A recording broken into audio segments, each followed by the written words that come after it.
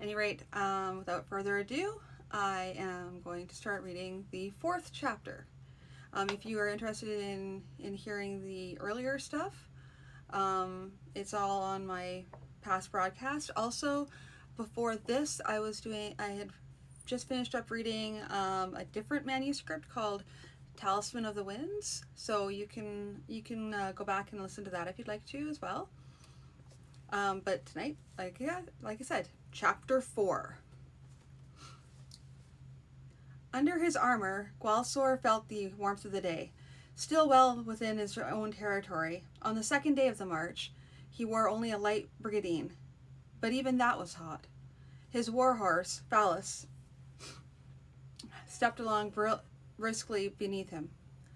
Phallus had long ago gotten rid of his early morning fidgets and now moved along at a pace he could keep up all day. In the party immediately around him were Foraith, Melguthep, Markinian, Dar Heliverant, and a few other knights. There was also a guard made of partly of the guard from Grandel Castle and partly of the men Gwalsor had brought with him to the barony with him. These last, in turn, consisted of some of his men at arms he had hired, or rather his father had hired for him, rounded out by a few of his father's barony whom his father had sent along, so that he need not be constantly surrounded by strange faces.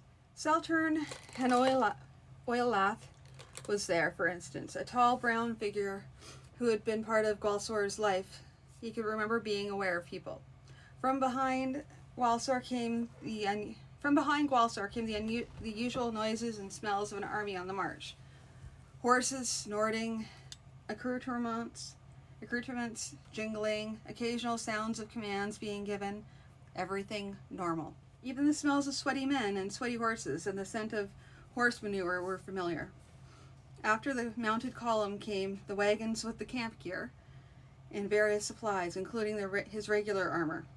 And behind them came a small herd of cattle and goats to be slaughtered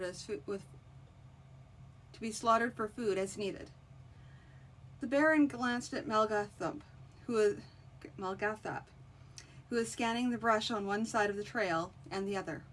According to law and custom, it was to be cut back half a bow shot on each side of the track, a precaution against outlaws and bandits. Come, Melga, you don't expect an ambush here, do you? Melguthep was riding a muscular black horse today, instead of his reindeer, Farthap. He glanced at the Baron. Maybe not, but we didn't expect an ambush in the castle on the first night either.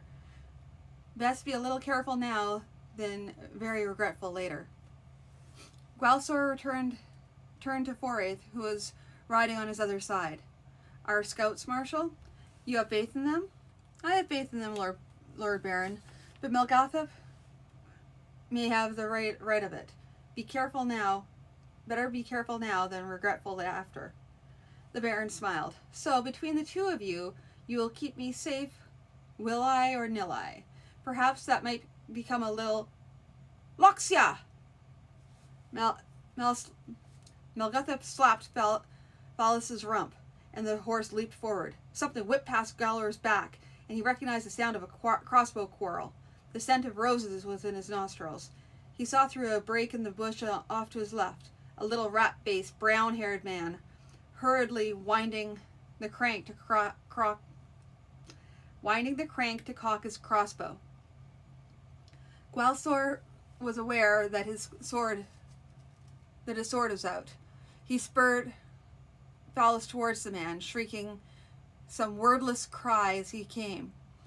The man abandoned the attempt to recock his crossbow and began to run.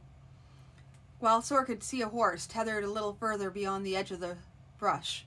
He kicked his own mount into further speed. He came upon the would-be assassin who had jerked the tether free and was scrambling into the saddle. Gwalsor struck once to put the man down. Then he jumped down and struck again and again. Melguthep was behind him. Loxia, lord! He's done! Let me look! Gwalsor stood there shaking, his bloody sword hanging heavy in his hand. The scent of roses was gone. The man at his feet was not a little rat-faced man with brown hair, but a fair-haired, square-faced man of average build. You'll not be wishing to do that sort of thing too often, my Lord Baron. Under stress, Forth's peasant ancestry showed clearly in his speech. Charging that crossbowman ain't a good notion. How if he had a partner in there? Gwalsor shook himself and turned to face Marshall, dazed as a man coming out of a dream. I suppose I'd be dead then. I'm not, and he is. As he spoke, he began to recover some of his usual humor. Melga's going to be unhappy with me for not leaving him alive for questioning, too. Melgathop's olive face was grim. Well, I think, my lord, one man would not ambush an army for theft, and this man is not the sort to have a private grudge against you. I wager if we look in his wallet, there, if we find he'll have any gold on him. And with him dead, no one can now tell us who hired him. So the man who hired him can hire someone else, maybe this time with more skill and more luck. Gwalsor smiled. I'll try to remember that, Melga. Then next time a crossbow quarrel goes flying past me. And, by the way, thank you for slapping my horse back there. Without that, I'd have been skewered. Melgathop frowned. Show your gratitude by not doing such a wild thing next time. Forayth glanced at Melgathop. You sniff out ambuscades as well as curses, then? The Lafetta shrugged. No, not really. Say your curse is mostly an ill-will strength? Strong, like a brewed spirit? Ambush is like a weak beer. Like a weak beer, watered down. Perhaps, maybe the rest of my lawyer's life on me to be able to sniff out a curse under his bed or whatever, but I'll never be able to sniff out an ambush. Gwalsor looked around. The whole of the party that had been with him on the road was now around, watching. He picked out one man-at-arms, Saltern Han Olaf, a familiar face among strangers. Have this, he indicated the dead assassin, disposed of. We have more important things to do than hang around here debating ambushes and murderers and motives. Yes, my lord. Saltern turned and called two other names. They set to work. Gwalsor spoke to Forayth. You might tell your scouts to check the trails ahead a bit more carefully. No, he waved off the marshal's apologies. They're not used to watching out for a baron who's unpopular with many of his people. No punishments for anyone this time. Melgathop spoke up in agreement. It's hard to stop this sort of thing. He waits until someone's away from the trail, sees scouts go by, and then move into place. Unless we make the whole army ride along beating in the brush, we'll never find them. Toward the evening of that same day, they trotted through a small hamlet of Quinquadras. Peasants in the field looked up only briefly from their work. If the new baron wanted their attention, he would have them called. Otherwise, he might be irked to see them standing around staring at when they ought to be working. We'll camp the night just beyond the hamlet, Lord Baron. Gwalsor nodded his agreement to Forayth. The people in the hamlet itself also looked up briefly and went back about their business. Gwalsor was just passing the main square when shouting broke out. The events of the day were fresh enough in his mind that he drew his sword at once, as he looked around for the source of the noise. It was easy enough to find. A band of villagers were beating and kicking someone in their midst. He might have well ridden on. There are many things that happen in villages that were not worth a baron's time to bother with. On the other hand, he spurred Phallus over and began shouting at them, slapping them with the flat of his blade. What's the meaning of this? What's happening here? As soon as they realized that a man on horseback was among them, they stopped. Then several of them started talking at once. He held up his left hand and shouted for silence. The stump of the wrist with the hook on the end caught their attention, and they fell silent. Now then, one of you tell me what this brawl is about. They looked at each other, then one of them stepped forward. My Lord Baron, it be the Stephen gnome. He be wailing on him for him to learn. Oh, and what has he stolen? Oh, not as yet. What? Not as yet, my Lord Baron, but we be wishing to make sure. He felt himself frowning. So you beat him up just in case. Why, yes, you know how it be with gnomes, my Lord Baron. No, I fear I do not. But neither do I think it justice to have the punishment before the crime. But my Lord Baron, will you argue with me then? No, your pardon, my Lord Baron. The Baron looked around. It was fairly clear what would happen once he and his party rode on. Thief or no, the gnome might not survive the evening. Fourth, have a couple of the men pick this fellow up and bring him along with us, and as a guest, not a prisoner. When I talk with him this evening, I'll not want to see any extra bruises on him. Yes, Lord Baron. He was small, scarcely half the size of a full-grown man. He was coarse-featured, and dark hair grew thick on his heavily muscled chest and forearms. He had dark eyes, too, though one of them was swollen almost shut, and he bore various other bruises about him. He smiled crookedly due to the swelling on the left side, and his features, already coarse, were not much improved by the fact that some time previously his nose had been broken. Your name? I? Eddic Da, most noble. Eddic Da? And you are a thief, Eddic Da? The little man shrugged. If you say so, most noble. Ah, but I wish for you to say something, Eddic Da. What are you? Whatever you require, most noble. Gwalsor smiled grimly. If this is the way you spoke to the people of the village, it's little wonder that they beat you. Do you not give a straight answer to my question? Whatever you require, most noble. There seemed a flicker of humor in his dark eyes, and then he seemed to relax a little. Your pardon, most noble. Often enough, people of your race will decide what my race should be, and any answer at all stirs up wrath. And until I could see just what sort of person you were, it seemed better that I should agree with you, even if you said we walk on the sky with the ground above our heads. And after that, I could not help but bait you a little bit. As for my being a thief, the people of the village had already made that decision. Gnome equals thief. For you, I say I am not. But how do you know I tell the truth? You can only watch and see if anything goes missing and ends up in my hands. An answer almost worthy of a scholar, Eddic Da. I will ask another question then.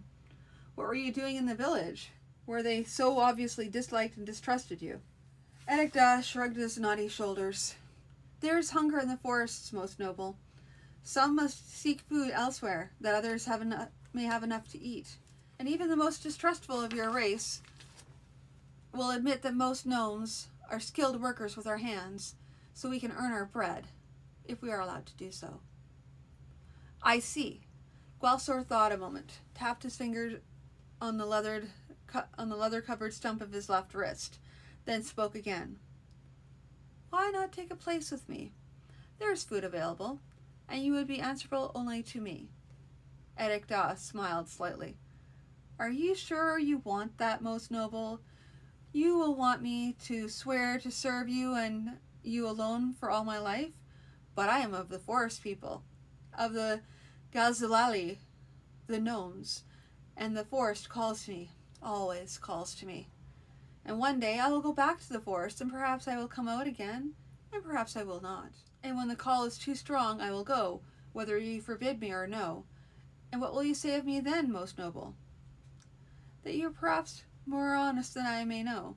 Suppose I make you this agreement, Eddic Da, that when you feel called to return to the forest, you go. I would of course wish that you do not desert me when I desperately need you, and I would prefer that you inform me of your departure. What do you say to that? Eddic Da smiled his crooked smile in return. You want me to accompany you that badly, most noble? Gwalsor chuckled. Call it a whim. I have a magician along with me on a similar whim, and perhaps you might be helpful to us, if gnomes are so useful with their hands. And besides, you could hardly go back to Quinqua Dwaras after what happened there today. I doubt you'd survive one night. The gnome bowed. Then I will come with you, most noble, and I will serve you as well as I am able. Late the next afternoon, they halted. A half-hour's ride will take us into Gwilla's Hole, Lord, Forrest said. We ought to make some sort of plan. Let the men stop and make camp, but stay alert. Have the sentries set all around, just in case Warwick's men have sent scouts out this far. I'll have some of our best men scout forward to see what they can find out. Gwalsor shot a look at the sun's position. They wouldn't be able to report back until dark, or after, would they? I suppose that any attack will have to wait until tomorrow. Foray stroked a gauntleted hand down over his beard. I'd say so. You're somewhat urgent to get into the battle, Lord. Ha! More like urgent to have it over and done with. He looked down reflectively. 2 years back I was a boy, eager for battle. I've lost that, for certain. He looked up suddenly. That doesn't mean I'll avoid battle at all costs, though, so don't worry on that score. It's just that I've learned a bit of caution. When the camp had been set up and the animals taken care of, Gwalsor called to Jadal. Find the magician Pemberlunt, and tell him I would have a word with him as soon as possible. Yes, my lord. The boy was off. Not long afterward, the page returned with Pemberlunt close behind. For all the hot and dusty march that day, the magician seemed fairly clean and tidy. The doublet he was wearing was plainly cut, but was a red that went well with his green hose. He bowed. You sent for me, Lord? I did. We need to know whatever we can find out about Warwick's men and how they are disposed. Can your magic do anything for us in that regard? The magician gave that some careful thought, and then said, There are several spells, of course, for seeing things from afar, but their results are not always to be trusted. There is another way, though. Among my qualifications, I claim the title of Master of the Many-Legged. That means I have the ability to control the actions of some things like insects, spiders, and some small animals. Which means, my lord, that I can see through their eyes and make notes of what they see. I can even provide some drawings, which I am certain will be of help to you in this case. How much time will you require? Within 2 hours, I can have some results. After 6 hours, I should probably have seen all there is to see. Will you need anything special? No, only a tent to myself and as much quiet as possible. Yes, I realize I'm in a camp full of soldiers, but if it could be arranged for there to be a reasonable quiet in my immediate vicinity, I should get better results. Jadal Fine Foraith, tell him Master Pemberlunt has certain requirements, and I would appreciate it if he could do whatever can be done to fulfill them. Yes, Lord Baron. And the page dashed out. So that was actually a very, very short piece. Okay. That was all for tonight. Like I said, it's just a shorter chapter, but tomorrow will be a longer chapter. We'll see. I hope you enjoyed the reading, and I will be back again tomorrow, Friday, so that'll be ending off the week, and then I'll be back again on the Monday. So, take care and have a good night, and I will talk to you tomorrow.